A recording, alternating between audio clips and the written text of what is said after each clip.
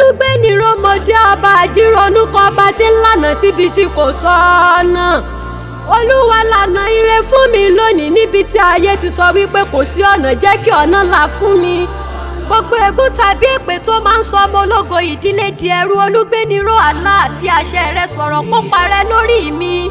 Gbogbo májẹ̀mú òrìṣà ìdílé tí kì í fi ààyè gba ọmọ ológo láti ṣe rere tàbí láti lọ jìnnà ju ibi tí mo wà yìí lọ. Èyí tó dá ayé mi dúró, mo wí pẹ̀lú agbára Ọlọ́run pé kí májẹ̀mú náà já lórí ayé mi tọmọtọmọ, káyé mi gba òmìnira.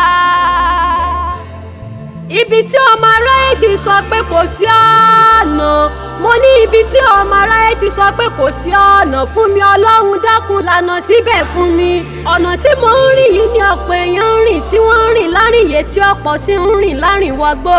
Kí èmi má ṣe rin àrìnù láyé mi, gbà mí lọ́wọ́ ogun tí pa òbí mi ò ká, gbà mí lọ́wọ́ ogun tí ń fojú rí. Olúgbéniró perfect my life, ṣọ̀nà mi ní pípé, wake up my soul, dákun jí ọkàn mi. Àánú aláìnítán ni mò ń fi gbogbo ògbà tọrọ lọ́dọ̀ rẹ ìlàhí.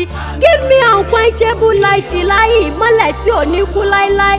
Before you I stand to proclaim your majesty. Níwájú rẹ mo dúró, yes, bẹ́ẹ̀ ni ìwọ ni yóò dá. N ò mọ sọ̀rọ̀ nípa ọlọ́lá rẹ. Kábíyèsí wá gbẹ̀bẹ̀ mi. Ọpẹ́yẹmí aláṣẹ là ìgbà ọ̀tún á dé.